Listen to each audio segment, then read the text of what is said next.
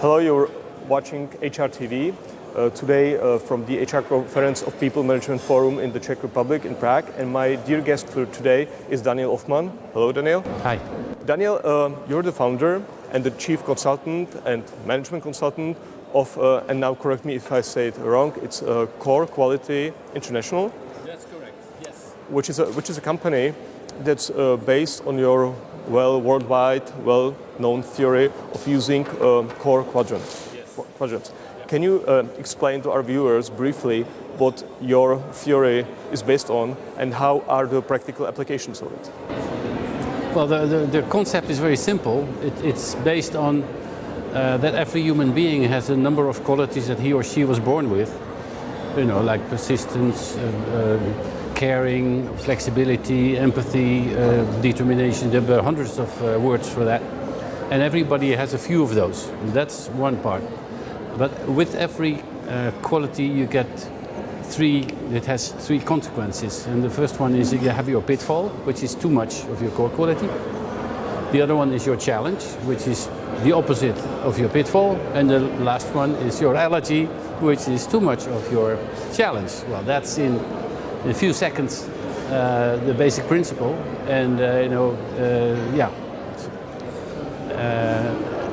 and the beauty of the quadrant is that it's empty. There's nothing inside. So you can fill it with your own words. Like, you know, if you were born with determination, your pitfall may be something like pushiness, too determined. Your challenge may be something like patience. And your allergy may be too patient, like passivity. So this is an example. Or flexibility, and too much flexible is wishy-washy. And the opposite is more consistent, which could be your challenge. And the allergy is rigidity. So every quality has these other three aspects, like pitfall, challenge, and allergy. That's in a few words the essence. And this is all about becoming more aware of these aspects because it determines very much your interactions with everybody, with your private life, your partner, your children, but also your colleagues, your clients, your customers. So having more awareness about how you color your own behavior with your core qualities is what is my work. This is something what I remember from your presentation, and what actually surprised me most and what I actually liked most is that, at least if I understand it correctly, is that you try to explain that you're not here, or we are not here to change our behavior or to develop ourselves, but rather to look in our inner mirror, or to see ourselves in a mirror and to better understand our equipment, or what our characteristics, or the tools we have, and to maybe operate it more efficiently and be more aware of our deeds. Is it? Yeah, I mean, that's a good point, because I really stress the point that I think we are addicted to change. We make change a goal in our life, which I say makes sense if you, for example, want to redecorate a building or a room. Yes, you know what you want, and you go after that. You have a goal. You're goal-oriented, and it's all about wanting to change something and wanting to be in control. That makes sense on the physical level, but in the inner side, that way of thinking doesn't work. It's not about changing. It is really about getting to know yourself and trusting that when you know yourself and you accept yourself as you are, you will change as a result. So we put so much pressure on people that they should change, the word should comes in, that it's not needed. And I think it creates a lot of unnecessary pressure, frustration in people. And so my approach is much more non-violent, and it's much more gentle and more difficult, because, you know, seeing the different aspects of yourself is not easy. Your pitfall is not nice, your allergy is not nice, but it's part of us. So it's more important to embrace that and to acknowledge that it's a part of you, and as a result of that, change will happen. Well, that's a pretty radical shift from what I see a lot in businesses. That we apply the kind of thinking that works in the physical world, we apply that to our own. So the part of my story is also about different ways of thinking. Your inner world cannot be treated the same as we use the outer world. Usually when people call for change is in a situation when they need to face a problem, a challenge. When the call for change comes from the outside, and maybe we are overwhelmed by that. And this is the point where in the beginning people call for coaches or for people who help them change, for lectors. If it's upgraded, we may go to a psychiatrist's practice and call for better change. But my question is, when organizations or people come to you and say, we have this problem and I need to change my behavior because I understand that if I behave this way, I am not able to solve it. What might be your answer based on your theory of the core quadrant? Again, it's good to look at aspects of yourself. If you feel you misbehave or your behavior doesn't fit in the environment where you are working, of course you have to look at that, and then look at your own response to that. But don't make change the goal, make your awareness the goal. Learn to reflect. If you build reflection into your life anytime, not just once a week, but develop the capacity to reflect as you are acting, as you are speaking, as you are working. And that capacity to observe yourself in action is much more productive than going into an artificial setting or training program in which you are sort of trying to change yourself. Again and again, I keep saying, look at what the environment asks of you and find your own response. Don't create artificial behavior, because that won't last. Find your answer, and my answers and my way of interacting is colored by the different qualities that I have, and yours is the same. I shouldn't try to copy you. You shouldn't try to copy me. Find your own color in your interactions with anybody. That's far more effective, as long as you make sure that your quality and your challenge are united. Yeah? Be patiently determined, determinedly patient, that kind of stuff, that you don't make it an either or. So, yeah. Can you explain maybe on a real life example from your past or from your clients, any situation where you were just faced with a problem that the client expected you to help him change her or himself or the organization or the unit just to be able to solve this problem more efficiently? Well, I would not accept an assignment like that. I would not go into a situation where people say, I want you to change me. I mean, I'm not in that. That would be very arrogant to think that I can do that. I can help people to find out their own qualities and how they color whatever they do with these qualities, how it sort of becomes ineffective when it becomes pitfalls. I can help people to look at that, and that more than that I cannot do, and I don't want to do more than that. So I would not accept an assignment if they say, well, as a result of our conversation, I have to be more da-da-da-da. That's the wrong starting point, in my opinion. So if you want to do that, find a therapist or a counselor or a coach who thinks he can do that. I don't believe it, but, don't believe me. If you work with me, this is what you will get. What I also liked in your presentation was that you don't need people to search definitely for balance. You were saying that it's perfect to be in balance. It's perfect if you have the talent to do too much of some trait. You just do it, but just think that there might be a pitfall from it. Is it correct? I mean, balance is not a static state. We are never completely balanced. In a way, we are always out of balance. But the point is that the moment you realize that you're out of balance, that's the moment you become more effective.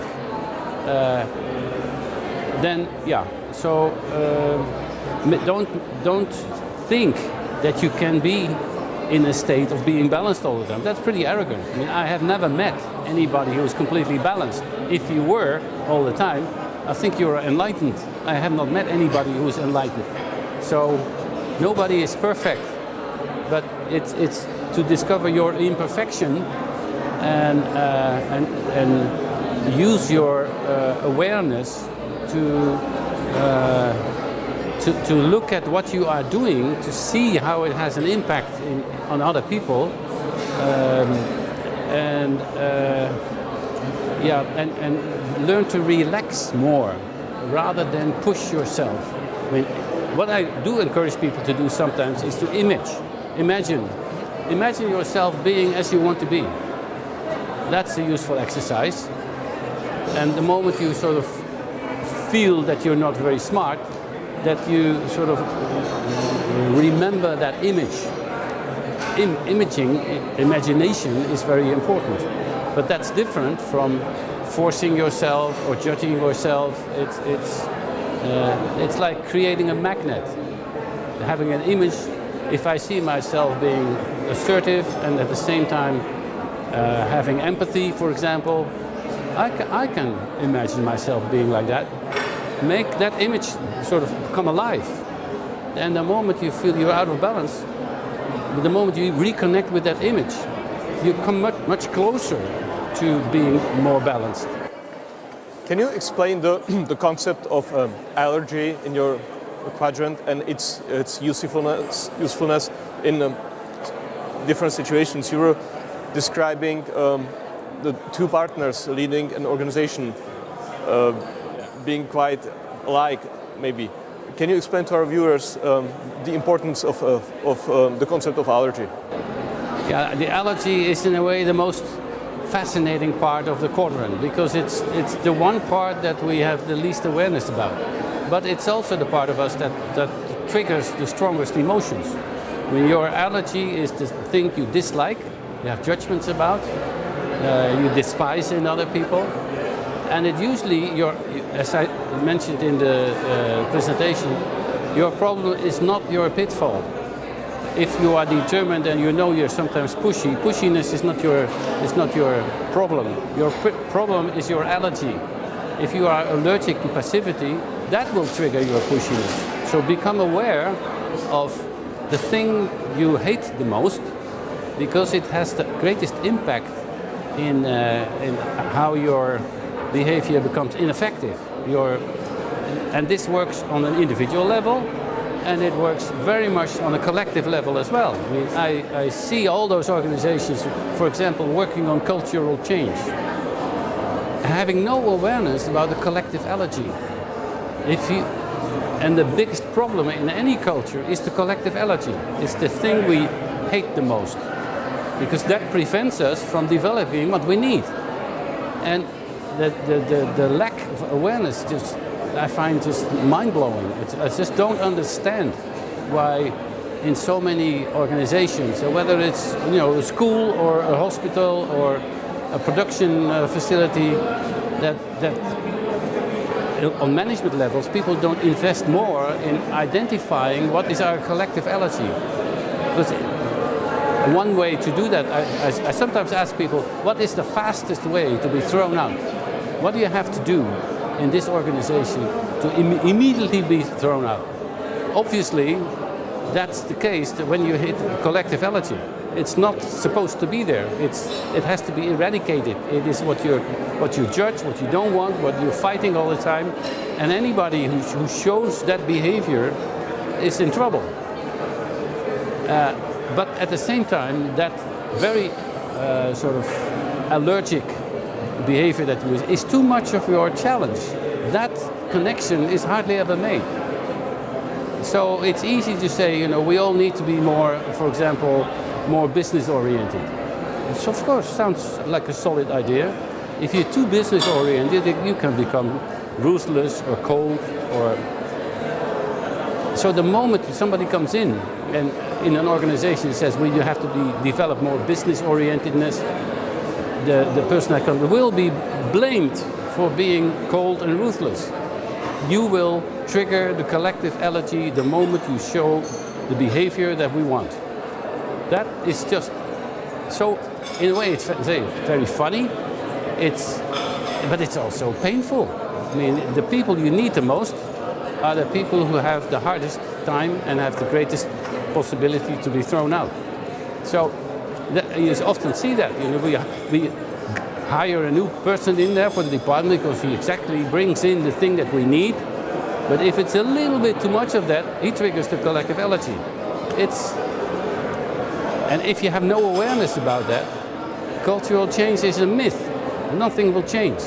And the reason why nothing will change is not because we don't know what we want, but we have no awareness of the mechanisms that are triggered by allergies and pitfalls. So, and at the same time, I'm not saying you should focus mainly on what you don't want, pitfalls and allergies.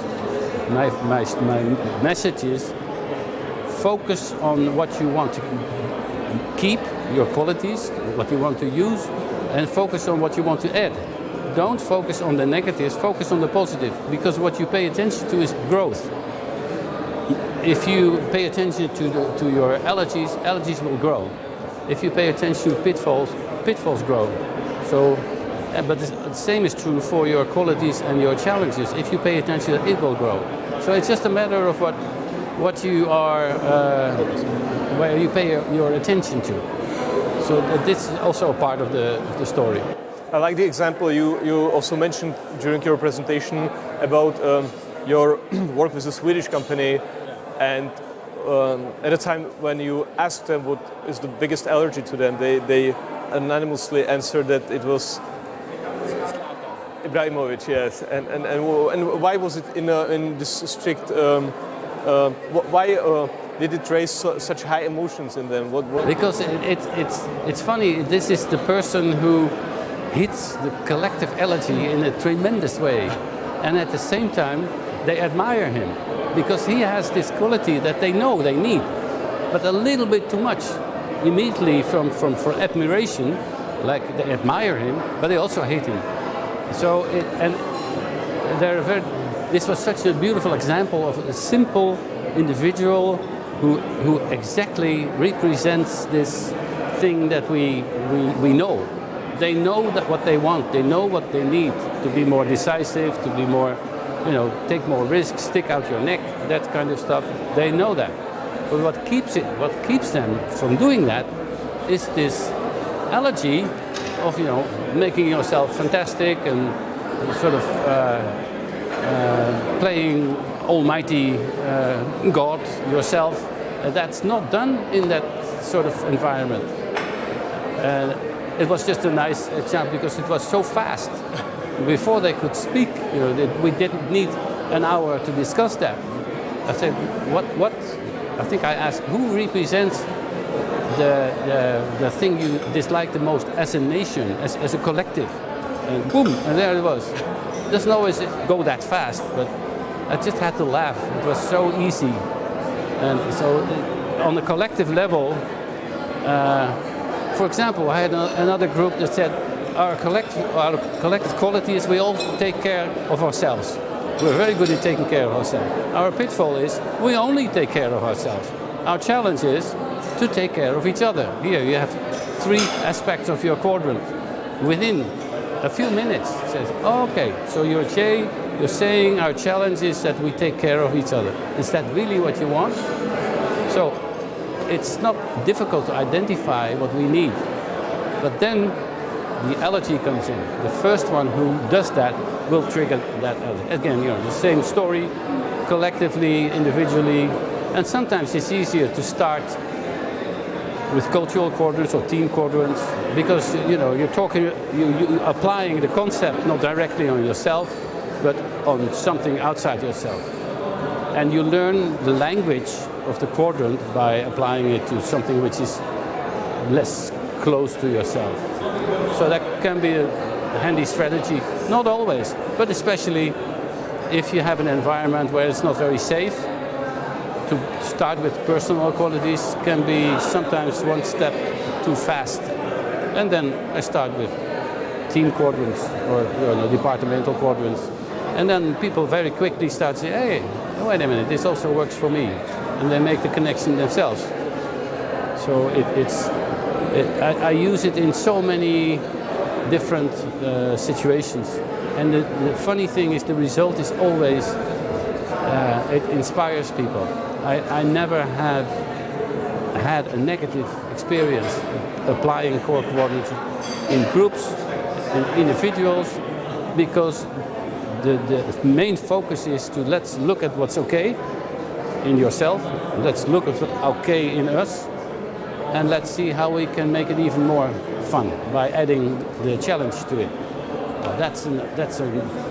So we're not looking at what's wrong, what has to change, what's the problem, what do we have to fix. I mean, that kind of thinking usually creates more problems.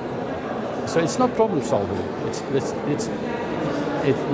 I think that's an important message. I'm not problem solving. I'm trying to raise awareness, become more conscious of these different things, and I see the impact of it. I mean, I see companies change in a much faster way than the ones that are working hard.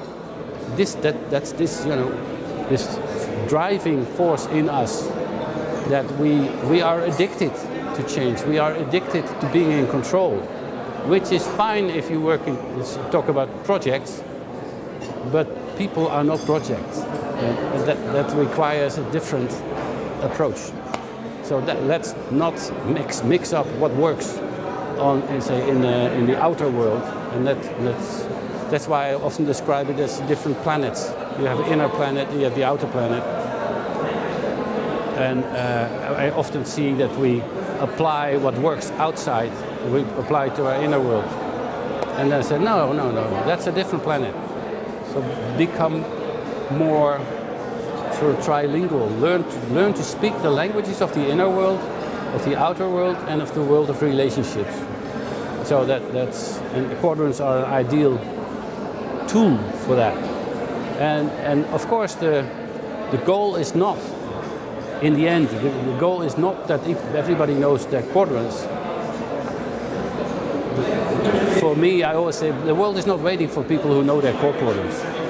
But the world is waiting for people who have more awareness about themselves, and quadrants can help in that, but that they can translate that awareness into effective choices that create a better life for themselves, a better life with your people around you, so that you make choices that are more fulfilling, more satisfying, more effective.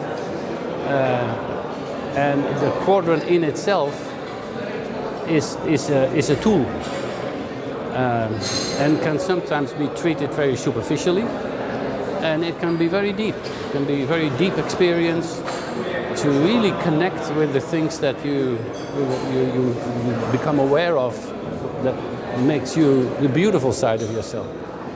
So well, I can go on and on and on. So. Daniel, my last question, which probably should have been the first question, is that you have been in this, I would say business, but it's not business, in this philosophy, maybe four quadrants. You've been dealing with this philosophy of four quadrants since the 80s, maybe since the 70s or 80s. How did it come on your mind that you can actually not only judge the strong parts of yourself, but also the pitfalls? And was there any blink where you just said, okay, this might work, or how did you put together these four quadrants? Well, I was in a group playing with this idea of qualities and distortions of qualities, which are now called pitfalls. And I noticed that every quality can become too much. I just read that somewhere. And at a certain point I suddenly, it was really a matter of seconds or maybe minutes during a lunch break, when I often go for a walk just by myself for 15 minutes, and I suddenly saw the quality and the pitfall and the challenge and the reality. And it may have been taken only a few seconds or a few minutes, and then that was it. And then I walked back to the group, drew it on a flip chart. I thought I just came up with this idea, and had no idea how it would affect the rest of my life. But then I noticed that, other people, they liked the idea, started to play with it, use it. My colleagues, my business partner said, you know, if you don't write a book about this, somebody else will. So I thought, oh, that would be sad because I liked it myself. So I wrote my first book and I thought, okay, that's finished. Now I can do something else, move on. But that's when it started. And the book became a huge bestseller. It sold 120,000 copies just in the Dutch language, which is one of the biggest bestsellers in the Netherlands. So our business grew and we got more and more requests for trainer programs. It evolved very rapidly and it spread very quickly. It became very well known in my own country. And then about 7-8 years ago I thought, I'm interested to find out how the rest of the world responds to this, because I knew it would go all over the planet. I just didn't know whether I would be part of it. And it's very nice to be a part of it and to see it growing and to see it spreading and to see enthusiasm when I work in Russia or in China or in the United States or wherever. Everywhere where I go, I see a lot of very positive responses, and sometimes for very different reasons, because it touches on different cultural aspects. Like in the States, they are addicted to action plans. Every meeting has to finish with an action plan. And my story is, it's not about action plan. You don't have to make an action plan. That's not what this is all. And people are just flabbergasted. What? Can it be that we have a meeting and we have no action plan? And then suddenly you see so sigh of relief. Holy Moses, there's another thing than making an action plan. So that's what happens in the States. In Russia, there's no country where they speak so easily about their pitfalls. And they have so much fun sharing their pitfalls and talking about it and chatting and laughing about it. And I noticed it and I said, it really strikes me that it's so easy for you to talk about the pitfalls. And they said, there's finally something from the West that fits our culture. I said, what do you mean? And they said, well, in the West you have divided, you have split good and bad. Quality is good, pitfall is bad. We know that there's a spectrum, a little bit too much. We know that this concept, have always known this.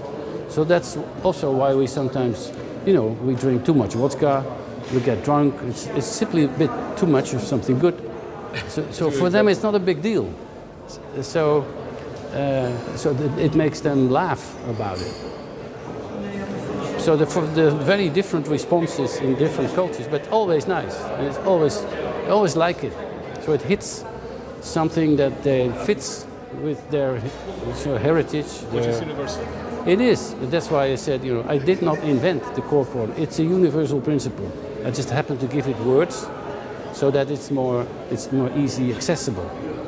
And so I consider it as a gift. It's nice to see the impact and how, I have letters of father. I said I can now again talk to my son because I understand that his pitfall is my allergy. So that's why we always are fighting each other. So stories like that, it's sometimes very moving to see how it helps people to create different relationships, better companies, more inspiring working environments. So what else could you ask for? Daniel, thank you very much. It was a great pleasure to have you here and wish you best luck to your work in the future. Thank you very much. Thank you.